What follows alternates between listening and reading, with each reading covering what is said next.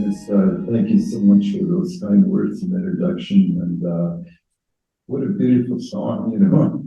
And I heard that drumming and reminded me, it was actually singing and drumming, like you did, that inspired this poem I wrote about singing and drumming. It goes like this: the drum has started beating, the chanting first high, then low, and high again.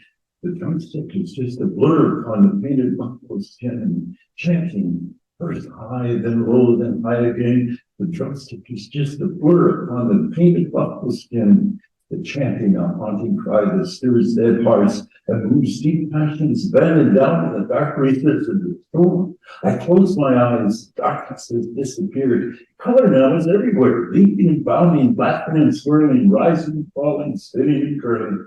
Rhythmically and symmetrically, the chant and the drum. My voice, my heart. If they live, I live. Life and death, love and soul. I'm a man and a creative too. Joy, harmony, and freedom. I am free. Thanks. Make much for that beauty.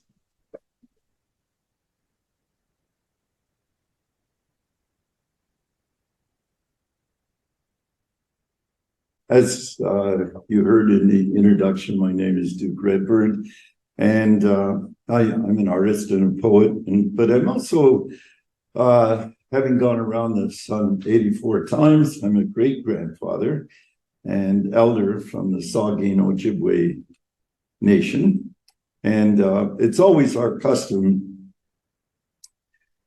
to begin every significant gathering, such as today, or celebration, by first acknowledging our home and host, which is our Mother Earth.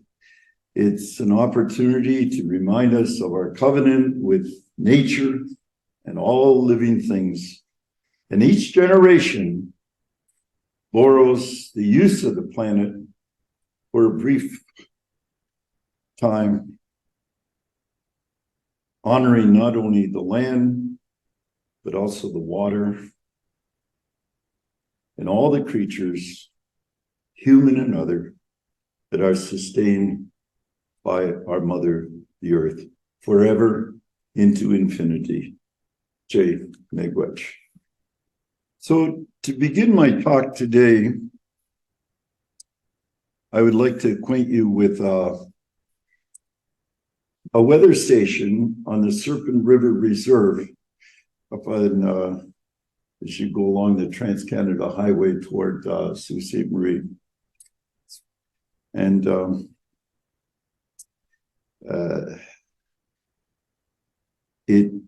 this weather station stands in front of the Serpent River Trading Post. It was constructed by tying a big rock to a long rope and hanging the rock from a wooden frame. And the sign below the weather station reads, "If the rock is wet, it's raining. If the rock is swaying, it's windy. If the rock is hot, it's sunny. And if the rock is cool, it's overcast. If the rock is white, it's snowing. If the rock is blue, it's cold. And if the rock is gone, hurricane." I can hear from your response that you enjoyed the humor in the idea of conducting a simple weather station that states the obvious. You are not alone. Thousands of tourists who visit the Serpent River Trading Post encounter the sign when they arrive, and they recognize the humorous contrast between the factual evidence of what the sign says and the obvious absurdity of the statement. The thesis of today's conference, or the theme of today's conference, I should say, accelerating climate change education. That's the theme that I'm going to speak to. It's similar to the factual statement associated with the rock on the rope. The majority of people's understanding of climate change is simply stating the obvious. It's because the definition of climate change is an abstract construction created by scientists, engineers, and researchers. It has become well accepted by practically anyone you talk to that there is a need to increase climate change education for everybody. But the climate change education that today's students are getting is only one part of the education that is needed. They are learning to mitigate the effects of climate change by reducing household waste through composting and recycling, by walking to school instead of being driven, by their parents, and often other such small measures. But what climate change education needs to teach them is in an accelerated way, is lifestyle adaptation and resilience. I'm reminded of a trip that I took close to 50 years ago to the Southwest United States. I visited a number of Pueblo villages just outside of Albuquerque, New Mexico. And I had an opportunity to hear the stories and the history of Zuni, Apache, and Navajo elders. This was like 50 years ago, if you can believe it. I was in my 20s, mid-20s, when I took this journey to discover the breadth and depth of the culture that I was born into. And I talked to both men and women. And one teaching, amongst many others, was a legend about how in the past, adaptation and resilience ensured the survival of tribes as opposed to resistance and rigidity. The teaching was delivered over many conversations that I had and many stories, along with lots of helpings of bannock and corn soup. And one elder spoke about how when he was a child and was going to a white school, he learned from the teachers there that there was a great mile-high wall of ice that covered most of North America at one time. And in the school, they called it the Ice Age. He continued the story. He said when he came home as a child and talked to the elders, he asked them how his people survived with all that ice. And the elders knew of a legend that goes something like this. As the best as I can remember when he spoke about in the past, there were two groups of people belonging to two separate nations. Both nations were confronted with the threat of the ice moving across their lands. The one group began to cut down the forest to build a great bonfire to melt the oncoming ice. This approach represented rigidity and resistance. The other nation decided to light small fires to keep themselves warm while they moved further south, demonstrating adaptation and resilience. The nation that had tried to melt the ice by cutting down and burning their forests, they perished. But the nation that adapted and only used minimal energy and resources to protect themselves while they moved survived. The elders used this legend to explain to the child a serious life lesson. When confronted with a peril that you can't defeat, adapt and retreat. A little bit of poetry I threw in there. Adapt and retreat. In today's world, there's a similar desire to solve the climate change problem using technology, which is comparable to the strategy of using a great bonfire to melt a mile-high wall of ice. It didn't work then. It won't work now. And it's not even logical. The reality is people don't like to change their ways, even in the face of impending doom. And today's people are no different. You know, there's people that lost their homes to climate change out in California and their homes washed into the sea.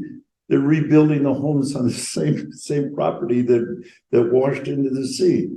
The people that up in northern Alberta are rebuilding their homes and their towns on the same grounds that were burned down by forest fires all last year. People don't like to change. They want to keep the status quo. They want it to be the same. They will rebuild and rebuild. Meanwhile, the mile-high wall of ice is moving. So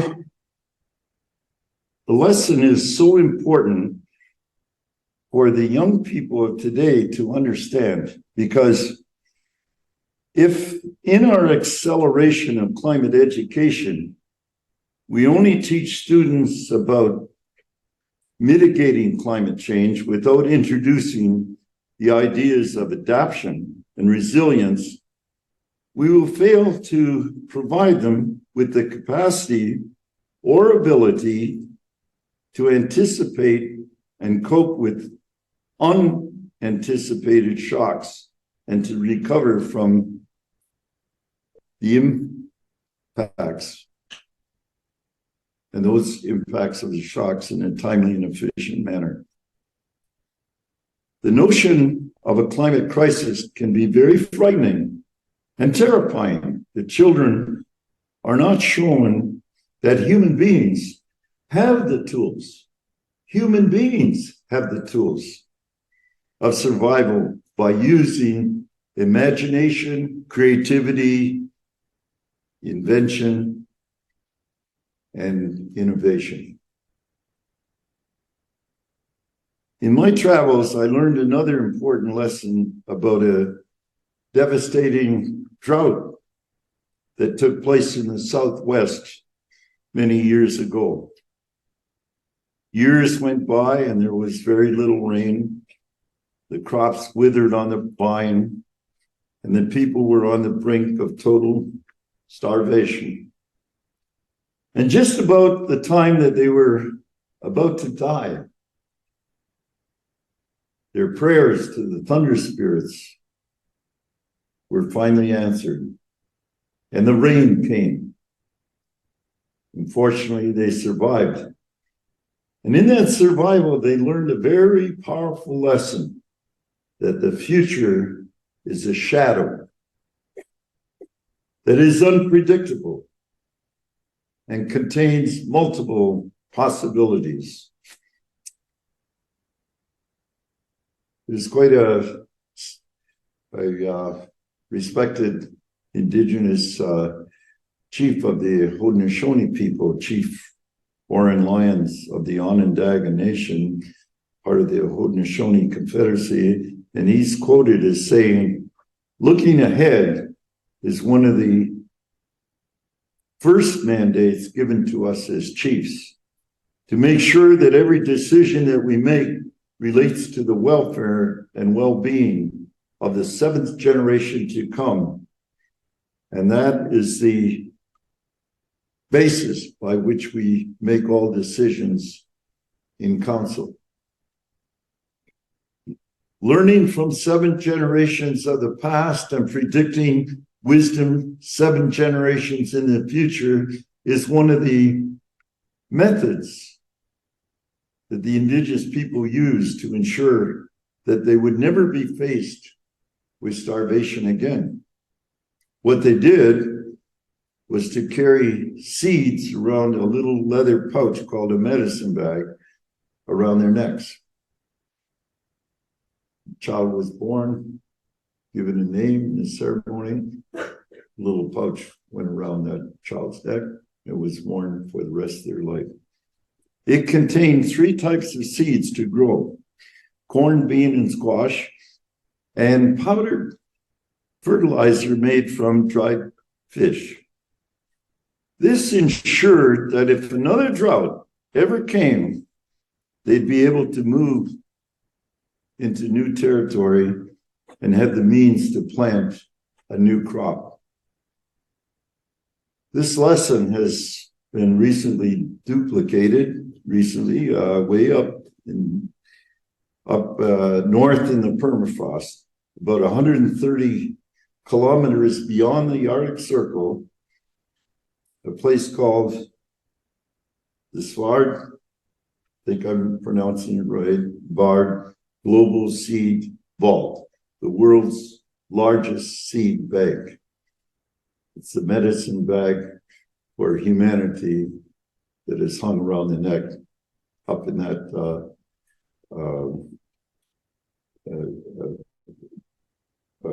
bank that they have up in the north.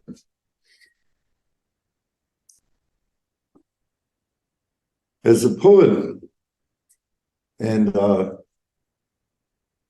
metaphysical practitioner myself, I'm a great admirer of an American author by the name of C.A. Bowers. You probably have read about him and knew about him, and I just find his work is so enlightening, and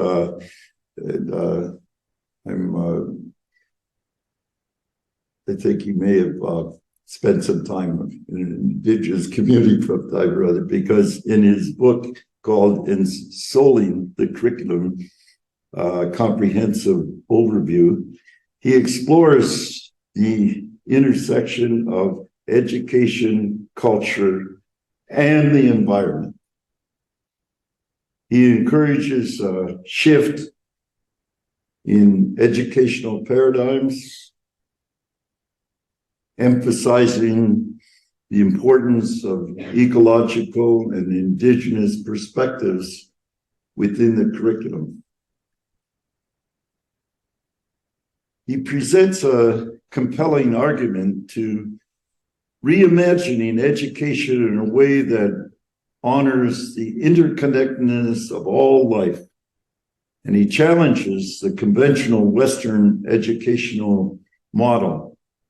And he instead advocates for an ensouled curriculum that integrates ecological, spiritual, and indigenous knowledge and ways of knowing in education. Bowers believes that this can enrich the curriculum and help students develop a more profound respect for nature and diverse worldviews. Spirituality, in a broad sense, contributes to a sense of meaning and purpose in education. And the interconnectedness of all life or as we often say in Anishinaabe or Ojibwe, all our relations. In Soling, the curriculum calls for a transformative approach to education that respects and integrates diverse cultural, ecological, and spiritual perspectives. It advocates for a curriculum that acknowledges the interconnectedness of all life and aims to create a more harmonious and sustainable relationship between humans, nature, and the broader world.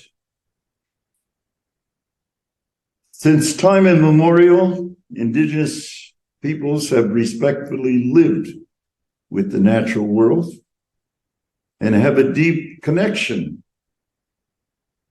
to the land, the water, and ecosystems that are central to our cultures, our language, and our livelihoods. Indigenous people were amongst the first to notice climate change. This happened, the first thing that I ever read was by one of the great chiefs that fought in the War of 1812 by the name of Tecumseh. He spoke at a treaty conference where he said that they didn't change their ways back then, the rivers would burn. And people thought it was just sort of a poetic way of saying that they should do something, but they didn't realize that it was in our times that rivers actually do burn. And when you drill down into the Arctic ice, you can actually light the fire from the methane fumes coming up through the ice in the middle of winter. So the Indigenous people knew this for generations. And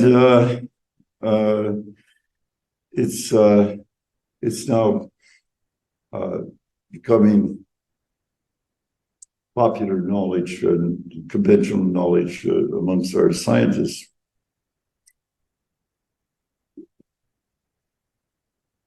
So we live with the natural world. We have a deep connection to the land, water, and ecosystems that are central to our cultures. And this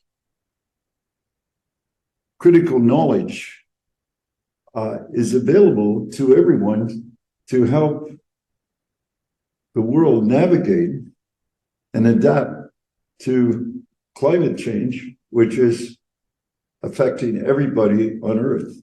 And it's the Indigenous peoples throughout the world who have experienced many, many generations forever and ever changes in climate from ice age to ice age to ice age.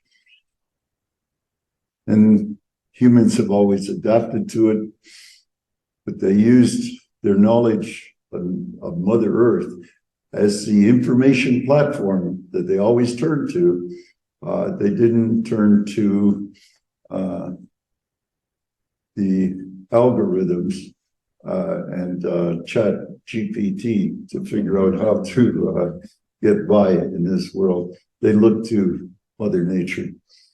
So there's a climate atlas of Canada describes Indigenous self-determination as the key to understanding that the climate crisis is a result of colonial systems, and therefore Indigenous self-determination is a critical part of climate change solutions.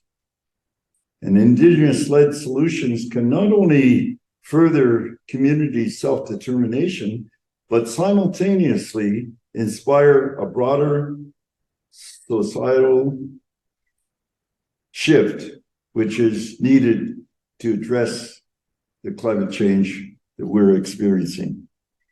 So across the country, many people have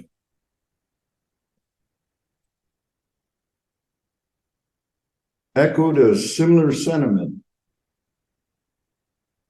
It is not only a technological shift that is necessary to address climate change, but a deep shift in our social and ecological priorities.